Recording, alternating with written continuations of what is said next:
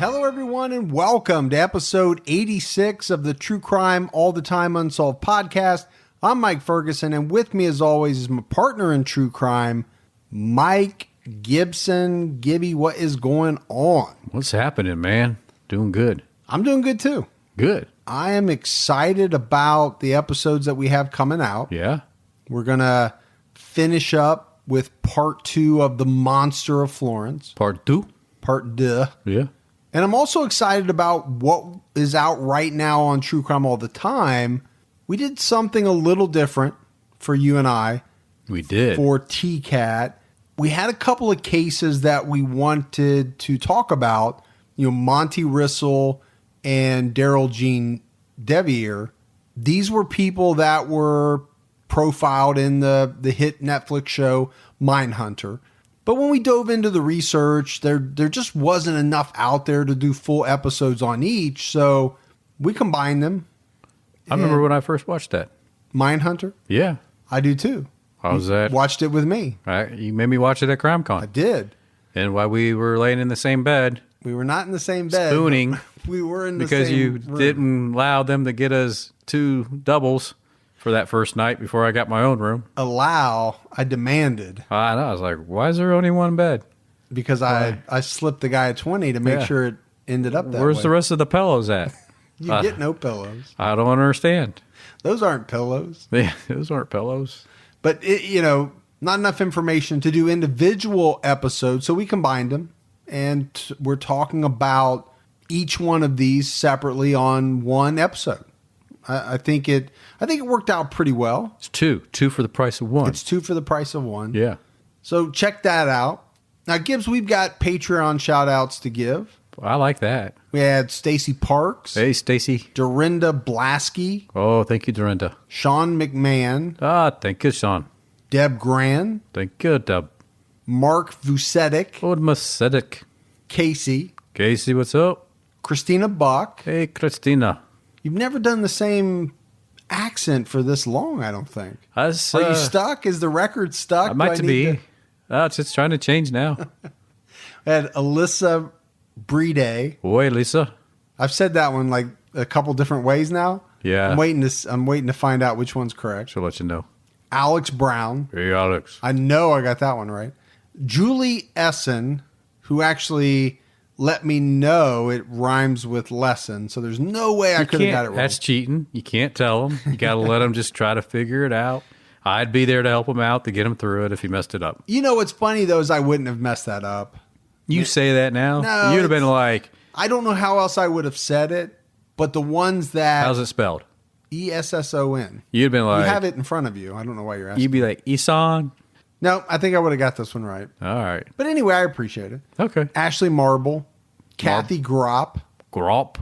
Lisa Spence. Hey, Lisa. Taylor Jessica. Hey, Taylor and Jessica. I know you like people with 2 first names. I know, it's just one name. Josh Bruzan. Hey, Josh. Skyla Denon. That's a cool name, Skyla. Skyla. I mean, I've heard of Skylar. Yeah. But I don't know if I've heard of Skyla before. Skyla? I really like it. Jared Penvin. Hey, Jared. Nutmeg Tella. You know, Nutmeg Tella, they go back a long time with us. So, back in the day, good group of people. What are you talking about? I don't know. I don't know who they are. Nutmeg Tella. I just think it's funny. So you are assuming that this is a group of people instead of one person. Yeah. That I'm going with the fact that it's Meg, and she's doing a play on words with nutmeg and maybe Nutella, but I think it's Meg. I guess we're going to find out. We will. All right. John Novick. Hey, John. David Truett, who did our True Crime All-Time pins. Those are awesome. Very cool. Thank you. Dylan DeMelweek. Hey, Dylan. Teresa Werner. Teresa. The real Mike Gibby. So the real Mike Gibby's right here, but I do appreciate you being Patreon because, Fergie can tell you, it ain't me. Yeah, I know for a fact it's not you. Alyssa Kirkpatrick. Hey. Robbie Smith.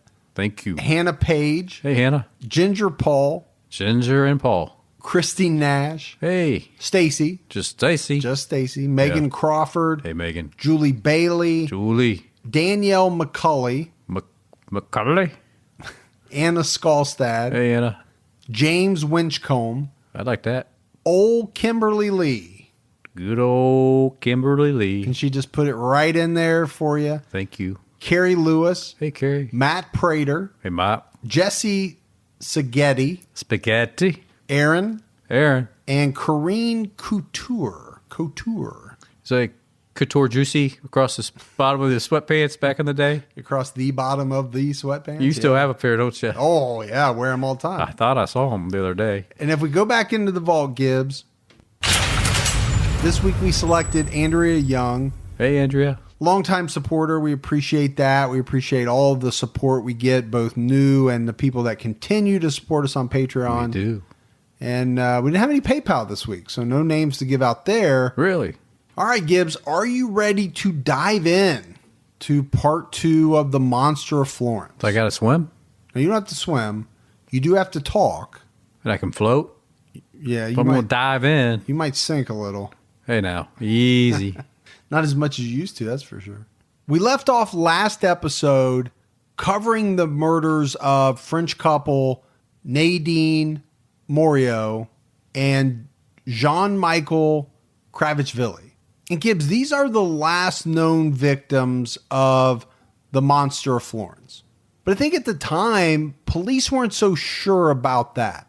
You know, they had received the envelope with the sliver of breast in it. And I think some of the thought was, you know, is this the killer, number one, taking credit for these murders, but maybe also trying to tell us that there are more victims to come. Now, we are going to talk about some more murders later in the show that, you know, some people think possibly connected, but we'll get into that. Right now, I want to look at some commonalities in these 16 murders that we talked about. So we have the gun and the bullets. Yeah, we know the bullets all came from the same box of ammo. And we know that the same gun was used in all the murders. Yep, and we know the box ammo was, that particular ammo was not made after 1968, so whoever continued had to carry this same box with them for up until 1985. I mean, it's a long time. That's a long time. Like you said, like we said, we didn't know if it was a box of 50, a box of 100. Yeah, I don't know how many were in the box, but no matter how many are in there, it's still a long time. Yeah. We also know that he disfigured the female victims. Yeah, I mean, we knew he liked to remove a breast or breast. And of course, we know he liked to cut out the vagina of his victims. So most investigators believe that the murder started in 1968 based on same gun, same bullets being used in that 1968 case. But there are people that argue that case shouldn't be included. Now, I don't know how they're excluding it, Gibbs, because that ballistic evidence is very compelling. But I think the argument they make is, you know, number one, there was no knife used in the first double murder. Right. And the vagina of the first female victim was not mutilated, not cut out. Right. Also, it's the only time that a child was involved. But is it fair to say that we know the kid was sleeping in the back seat? So is it safe to say that the Monster of Florence, when he was peeping through the bushes, scoping the scene out, he just saw the couple making out and didn't realize there was somebody in the back seat? So just the fact that she brought her kid and he was sleeping in the back seat, I don't know if that really changes up anything. Oh, to me, it doesn't at all, because I think you're absolutely right. This wasn't a suspect that was stalking these people from their homes, right? He didn't know that 3 people got into the car. He was there at a Lover's Lane location. Yeah. And if this child is laying in the back seat, he's unseen. So I don't think that means anything at all. No, I don't. I agree with you. You do get a little twisted when you start talking about Barbara's husband, you know, being slightly mentally challenged, and, you know, some of her past live-in boyfriends. So I think that muddies the water a little bit easily. I mean, of course, we know the Her husband did do time for the crime, but eventually they would realize that was a mistake. Well, you have the confession, you have the changing of his mind, multiple times. But I think anyone that believes the 1968 murders were not committed by the Monster of Florence, they have to explain, Gibbs, how the gun was used in 1968, as well as the ammo that was then later also used in these murders that occurred later in time. Yeah, like you said, they not only would they need the gun, they would need the box of ammo that all of the casings that were found were tied back to not the same year of manufactured, but the same box. So if you want to go far-fetched, you could say somebody committed the 1968 murders, then gave the gun and box of ammo to someone else who then carried out their own set of murders with some differences. Yeah. But that is pretty far-fetched. Yeah. I'm not saying it couldn't happen. It could, but like you said, it's a stretch. It is a stretch. So let's talk a little bit about the profile of this killer. Investigators worked hard over the years to try to figure out who committed these murders, and they brought in a criminologist who was the head of the Department of Forensic Science and Criminology of Modena. It's a guy by the name of Francesco Di Fazio. Di Fazio. I just wanted to say Pretty that. Italian. Yeah, Di Fazio. He worked up a profile, and he would say that this was a solitary killer, most likely a bachelor, who didn't have any type of relationship with a female, was probably a loner.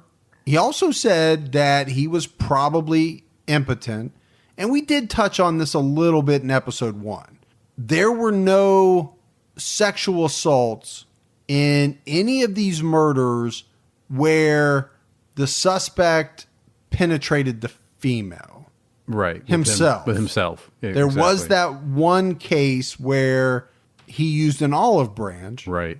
And so I'm sure this is leading that criminologist to say he may be impotent. He pegged his age in 1985 at around 40, mid-40s. He was most likely right-handed.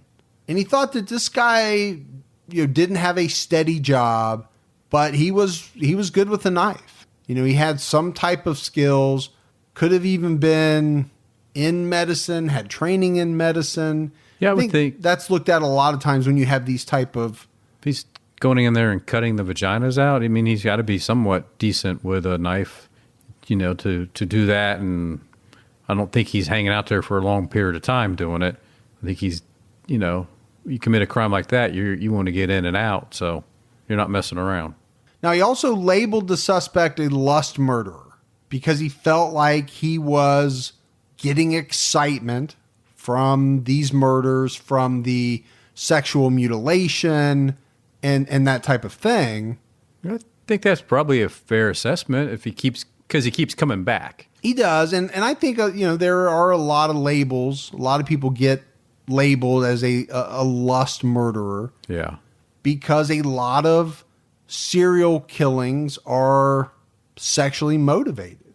That's true. We know that. That's very true. Most of the cases that we cover on True Crime All the Time, when you boil them down, they have something to do with sex. Yeah. And the murders often have a sexual component, sexual assault, something.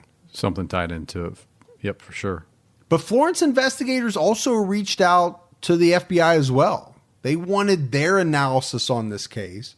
And the FBI came back and said, this was a male, probably around 45 years old. So they're kind of lining up there. Similar, yep. Yep, that's good. They thought he was raised in Florence or the surrounding area.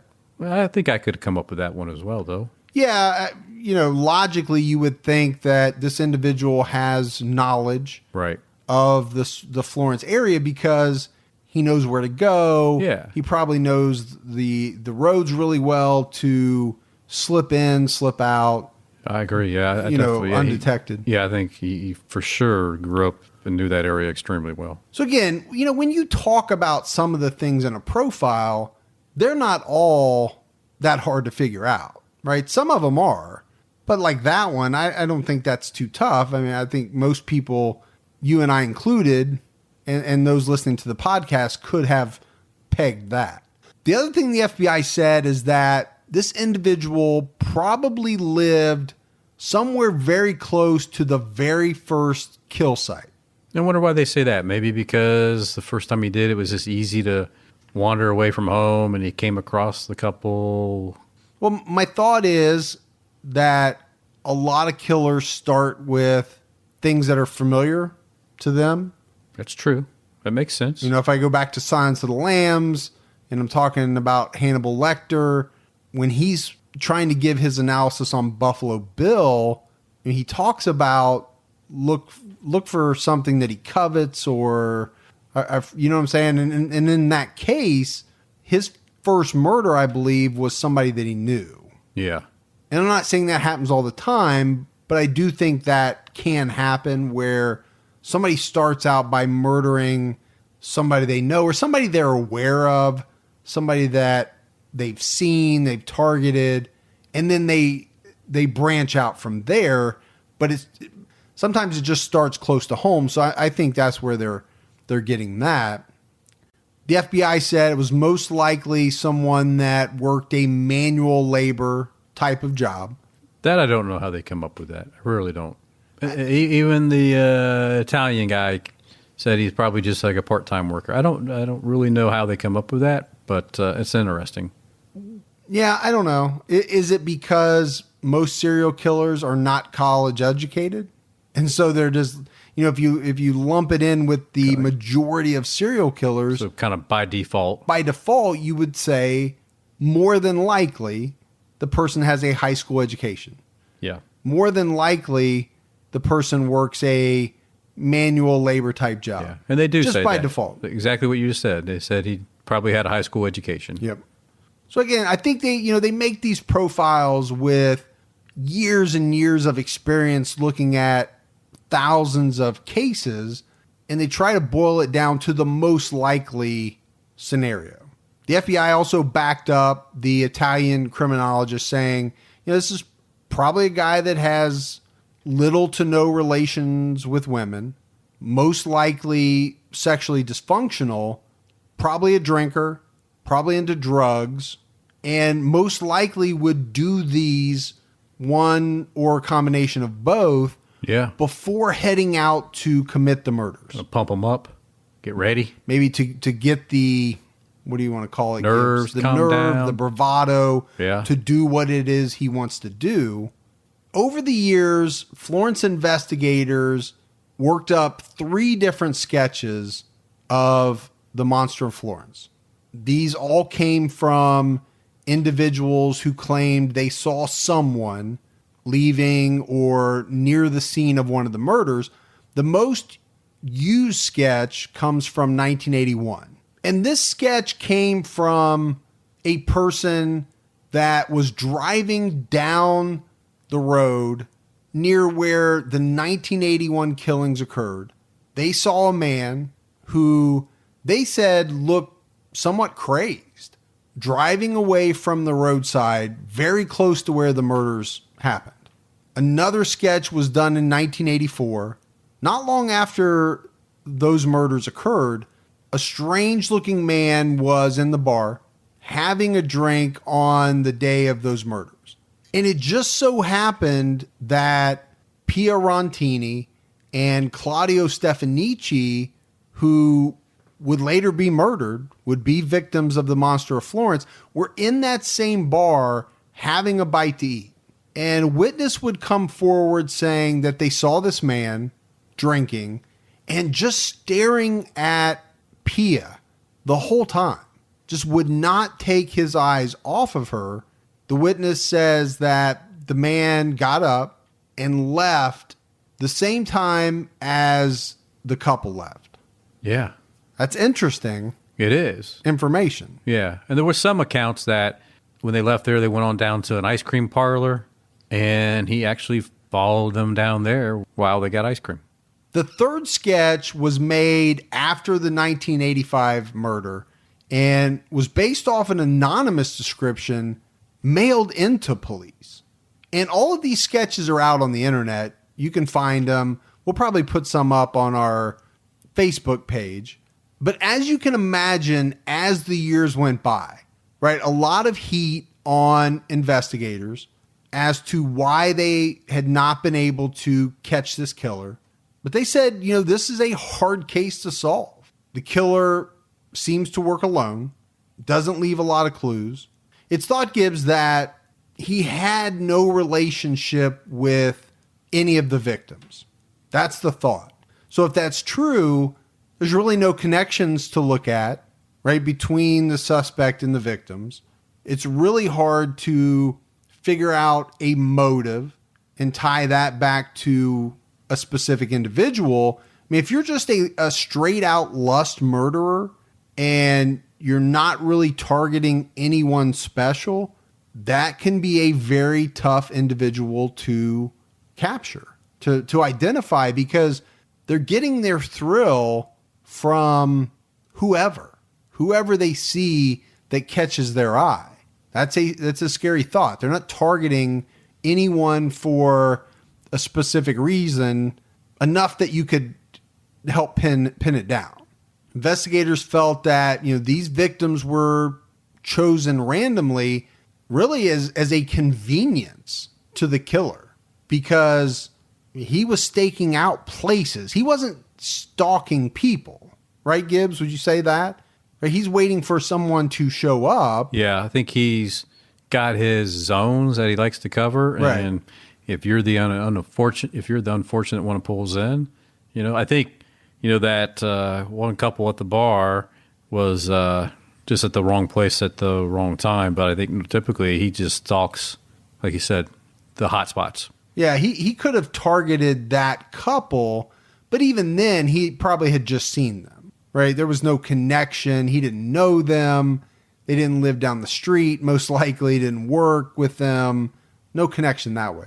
Investigators concluded that the killings on average took about 10 minutes. This guy knew the entire countryside in and around Florence. He committed his murders at night. Like we mentioned in episode 1, normally when there was not much moonlight, it was much darker, harder to be seen. The other issue was the time between the murders. In one case, it was 7 years, right? So what does that mean? For one, it could be that he's really taking his time. He's planning out his attacks, maybe not who he's going to attack, but where, timing, how am I going to get away?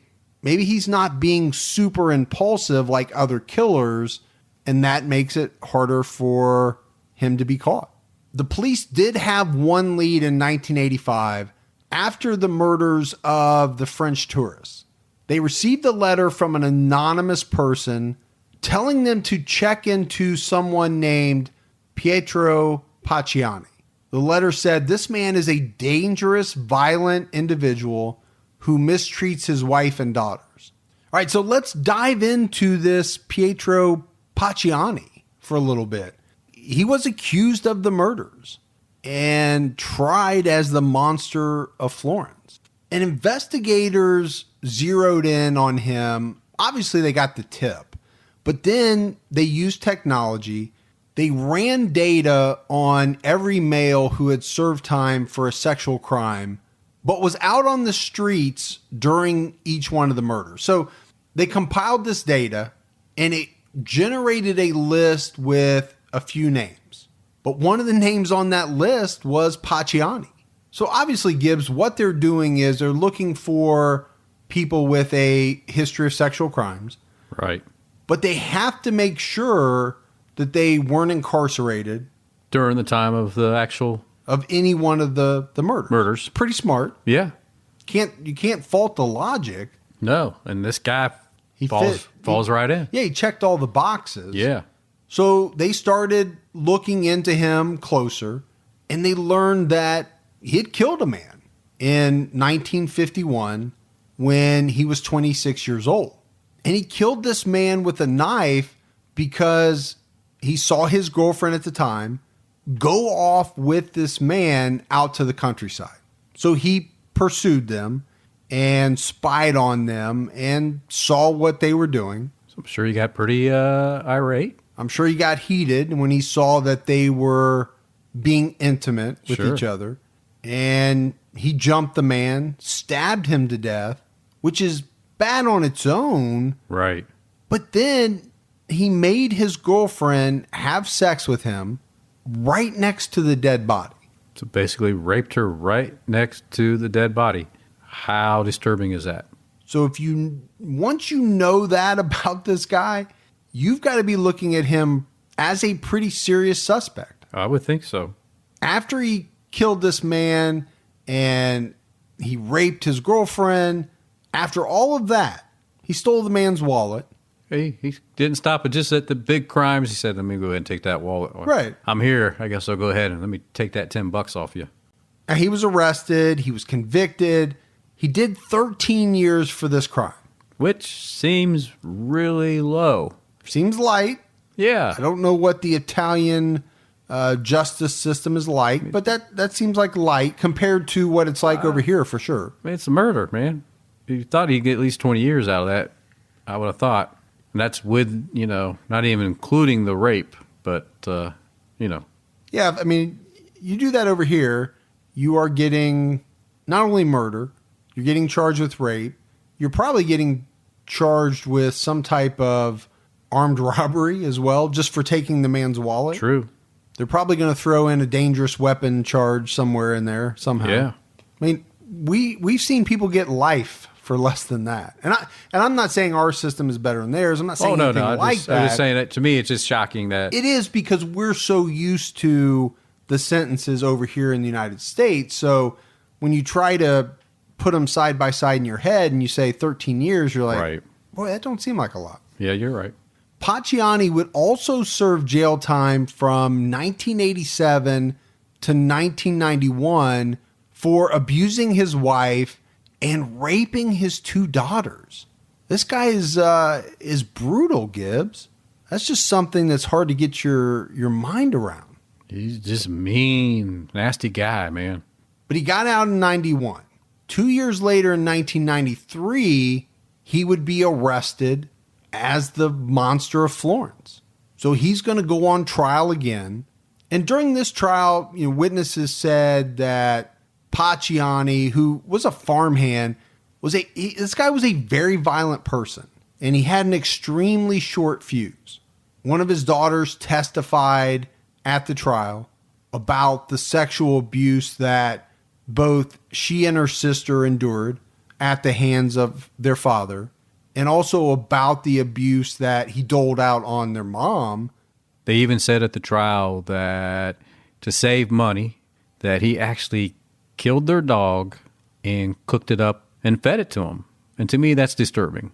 That's a good word. This guy is disturbing. So this trial occurred in 1994, and he was ultimately found guilty based on, circumstantial evidence.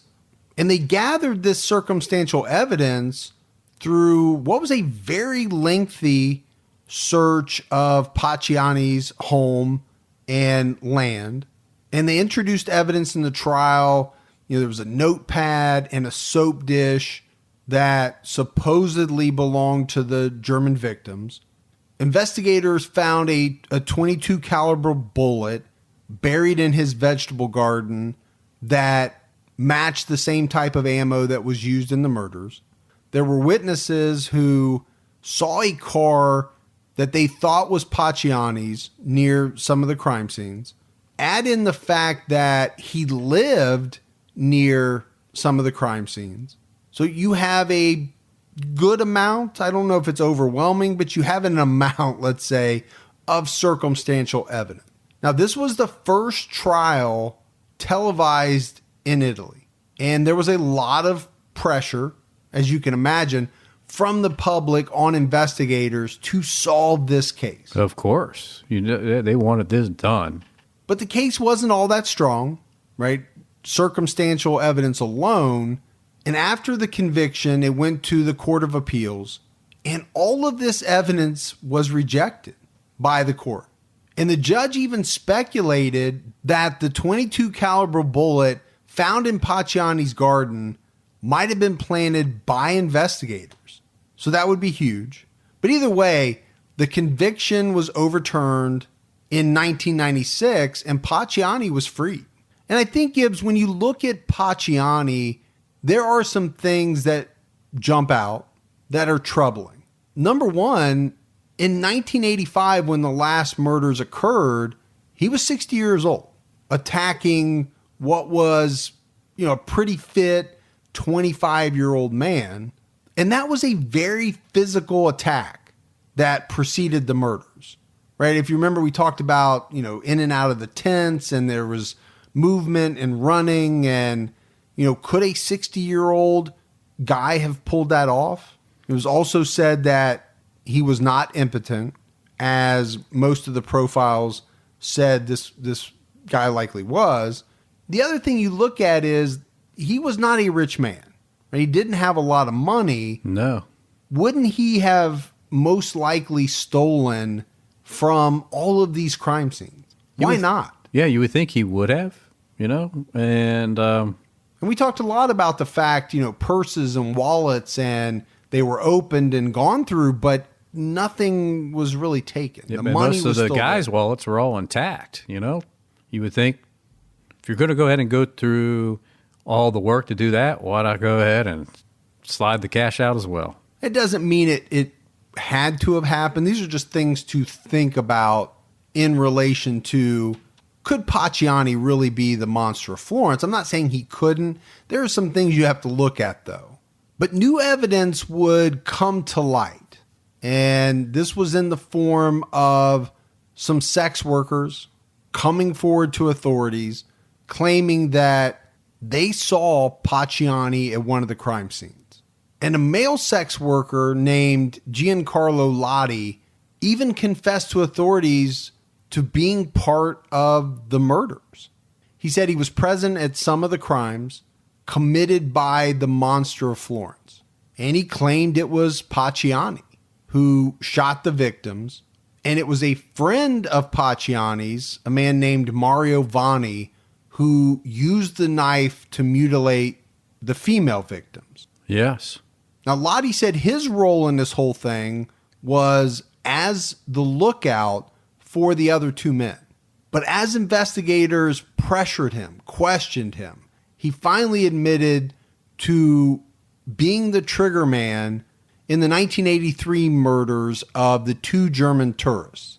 And eventually these two men, Lotti and Vanni, would go to trial and would be found guilty of 5 of the 8 murders, or at least for their roles. Yeah, in 5 of the 8 murders. For their role into it, there's still the unknown of who actually was the Monster of Florence.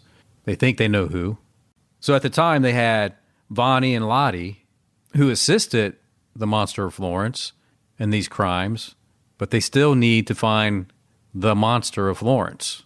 Well, and to be fair, they said they assisted, and they named Pacciani. So they're going to go after him again. And they set a trial date, but the trial never happened because Pacciani had a heart attack in 1998 and he died. So when the police went to his home, they found him lying face down on his floor, his trousers down by his ankles. Don't know what that means. Had his shirt over his head. His face was blue. They did test his blood. He did have drugs in his system. They said his face looked a little beat up, and they said that basically he had a cardiac arrest. So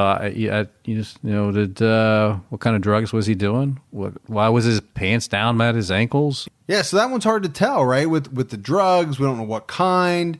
Is that what killed him?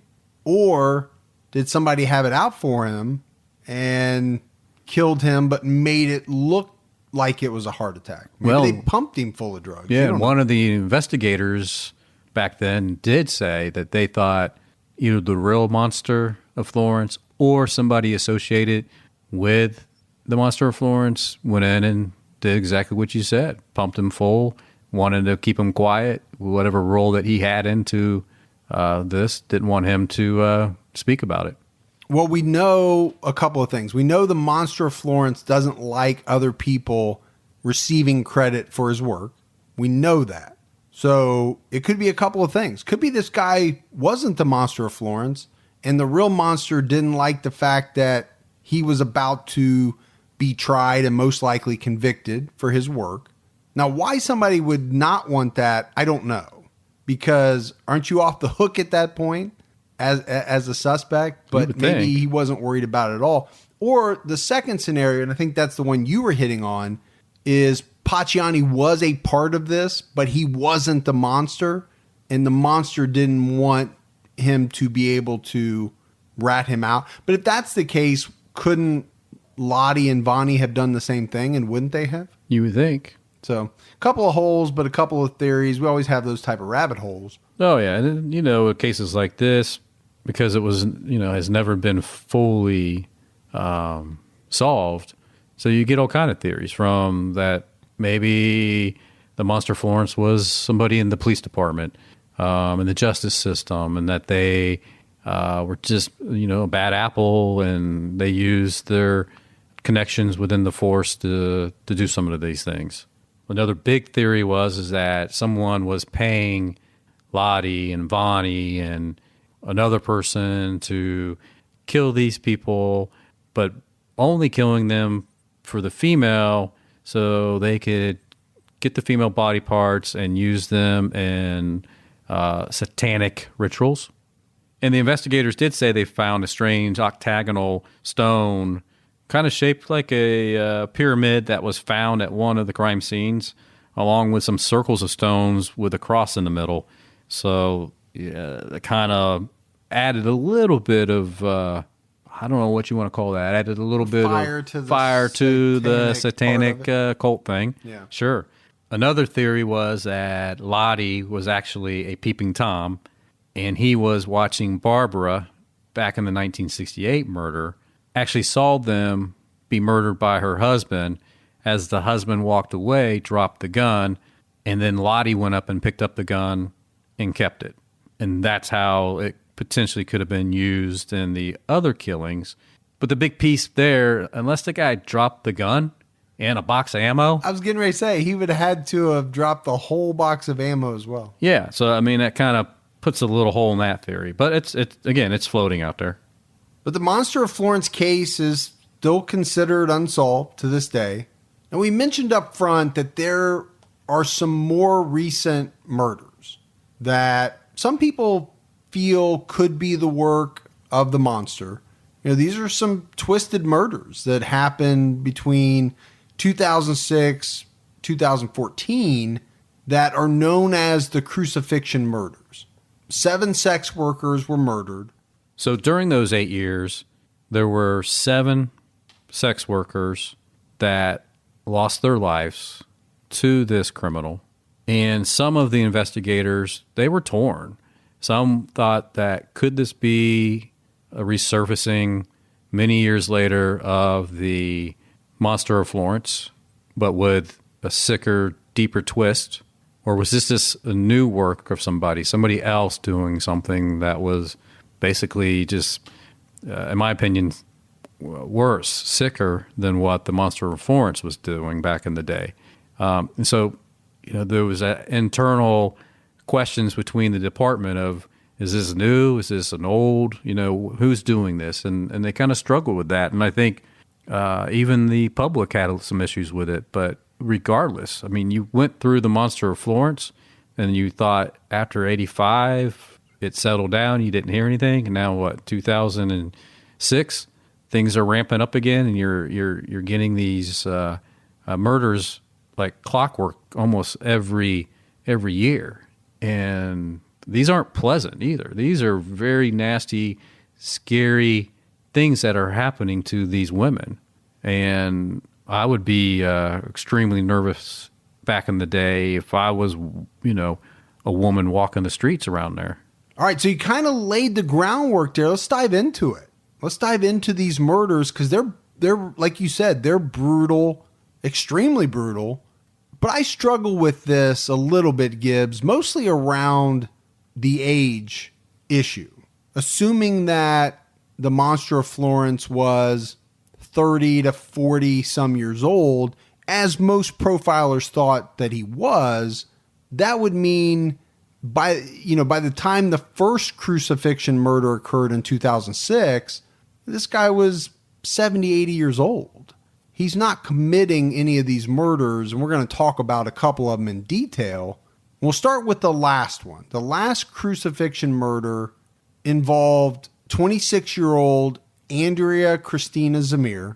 She was found with her hands taped to some roadside barriers, crucifixion style, with a lot of packaging tape. That'd be a lot of tape to hold you, you know? But maybe not. I mean, you get your hand up there and you get a couple loops around. She was found with a pool of blood below her in the gravel road.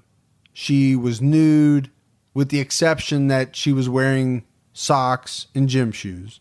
Her clothes were found nearby, as was her purse, and her money was still inside. So again, no robbery. No robbery. But this woman, Andrea, had been tortured. Oh, man, she was cut open. It was terrible. But not like fast. It was described that she was cut open and tortured over a long period of time from her breast to her vaginal area. And we mentioned that these were all sex workers, all 7 of the women that were killed. Andrea was known to work the area where she was found.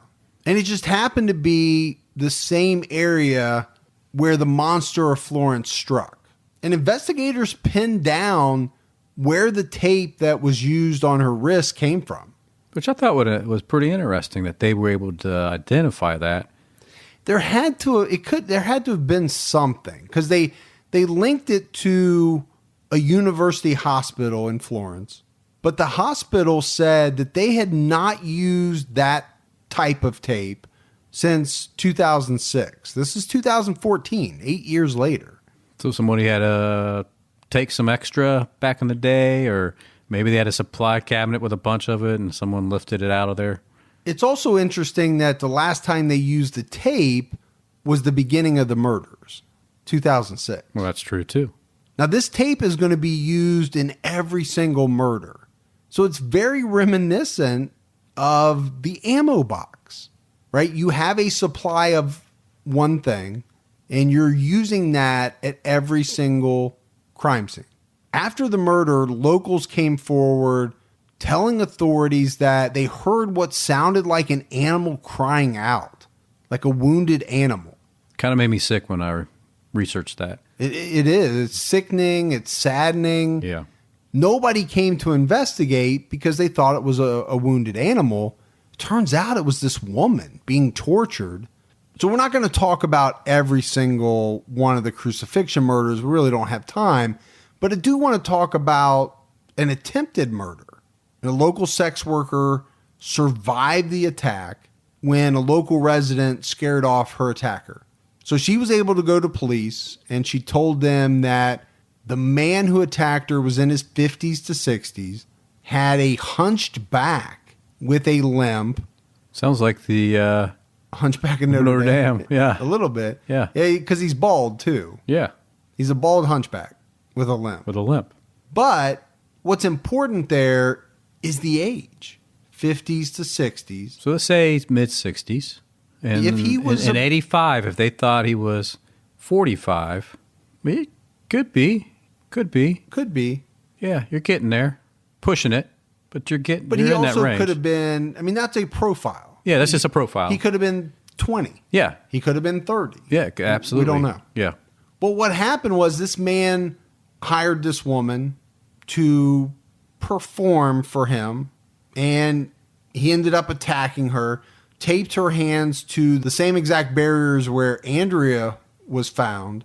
He tortured her, and he left her for dead. Gibbs, she even told the police that he sodomized her with a broomstick. Yeah, I actually read that somehow the broomstick broke off inside her. Oh my god. During that. So he's torturing her in that fashion, but then he's also using, as you described, it's knife cuts, it's cuts. It's not stabbing, it's more like little torturous knife cuts over and over. Yeah, and very sensitive. Yeah, places. Yeah. But she survived all of this, but had to have major reconstructive surgery over the years. Oh, yeah. So 2 men were investigated, but no one was arrested. One local investigator said he didn't think this was the work of the Monster of Florence, but he did understand why the public had thought that or they were concerned about that.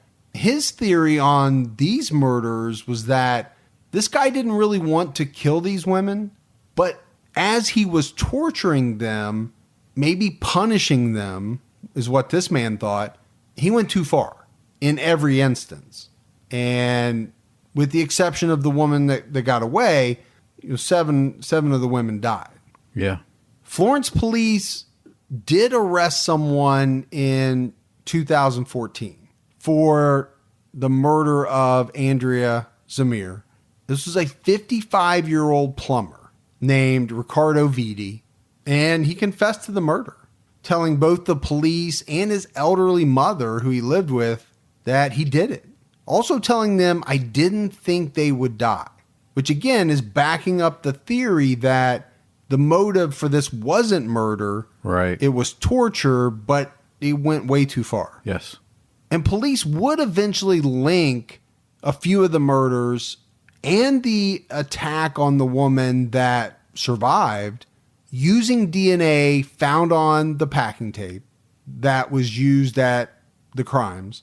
And this man, Riccardo Viti, his plumbing company worked at the hospital where the packing tape came from. There's the connection. So they charged him. They took him to trial. They were actually going for life, but he ended up getting 20 years, and he would get his own nickname. Gibbs, he became known as the Monster of Ugnano. Yeah. So I don't know if he's the Monster of Florence, but he got his own monster nickname. He did, which was brutal what he did. It was. It really was. Whether he meant to kill these women or not, what he did was very horrific. Yeah. I mean, he deserves... I think he got off light. I'm just saying. I think he got off light. All right, but that's it. That is the end of part 2 and the end in total for the Monster of Florence. Yeah. It's a very fascinating case out of Italy. It has a lot of layers to it.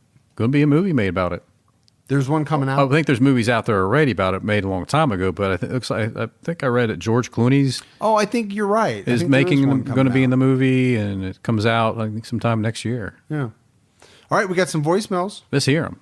Hey guys, my name is Stephanie and I'm from Virginia, and listen to you guys as I commute weekly to Hampton Roads from the Richmond area, and just get ready to listen to the Colonial Parkway murders episode on True Crime Unsolved. I've listened to quite a bit of yours and kind of going backwards because they shuffle it down where you start and then it'll go old from new to old. So not that I'm catching up. I just kind of jump around, see what y'all have out there that's interesting. Listen to all 3 of your podcasts, True Crime All the Time, Unsolved, as well as Criminology. But I did have a murder that I thought you might find interesting for your Unsolved program. It's the slaying of Donna Canady in Chesapeake, Virginia in 1989. It's still an unsolved case. It's kind of interesting because she went missing, and then how she was found and where she was found, it's kind of intriguing, so it might be a case you want to look into. Still unsolved. Every couple of years, they come out and say they're closer to finding the murderer, but they never are. So I thought that might be kind of intriguing to you guys.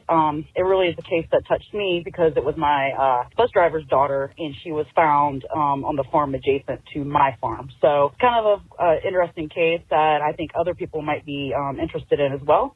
Love listening to you guys, and I'm Team Mike, so I'm Team all you guys. So have a great afternoon, and keep your own time ticking. Thanks. Oh, appreciate that voicemail so much. Yeah. She's Team Mike. She pulled in Morford. She did. All 3 of us are Mike Trey. Mike. Trey Mike. Trey Mike. Hey guys, I have been binge listening to the podcast.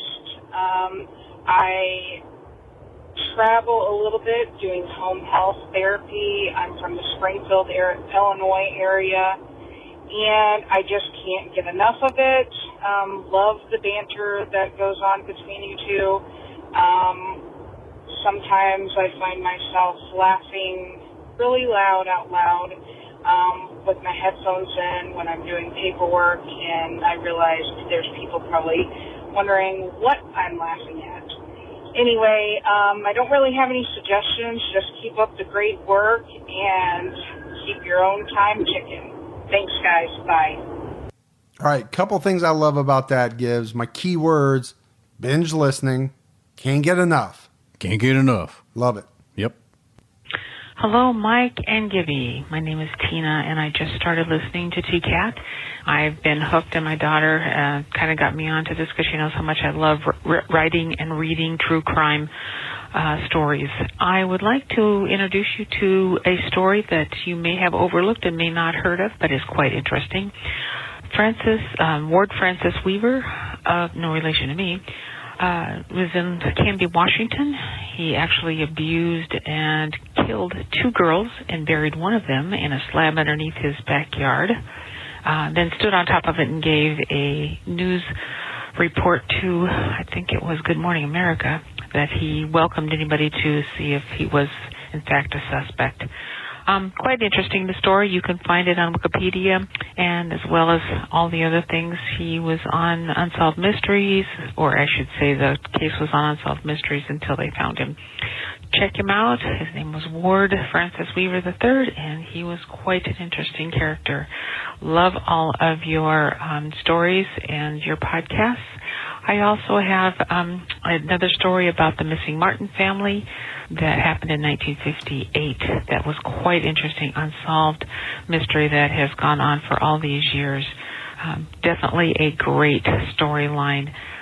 Keep your own time ticking. All right, appreciate that. And I do kind of remember that story, but I don't know if I have it on the list, Gibbs. We got to check and see if we have that one on the list. Yeah, if not, we need to add it. We definitely do. Hey, Ferg. Hey, Gibby. My name's Ryan. I live out in Worcester, Mass. I just wanted to bring up an interesting topic because I know you guys were talking about women that are interested in serial killers and murderers and stuff. I dated a woman in Lincoln, Rhode Island, who was into Benjamin Adam BJ Sifrit. Apparently he and his wife murdered a couple. It was kind of interesting. I guess it hit national media at some point. I just figured you guys would be interested in doing a little bit of research on that, maybe even doing a show on it. Anyway, I love you both. The show is awesome, and you have a good time and keep your own time ticking. Bye. All right, love those stories. Love the suggestion. Yeah. Love the man love. Love it all. He loves us. We love him. We love everybody. All right, so that is it for another episode of True Crime All the Time Unsolved. So for Mike and Gibby, stay safe and keep your own time ticking.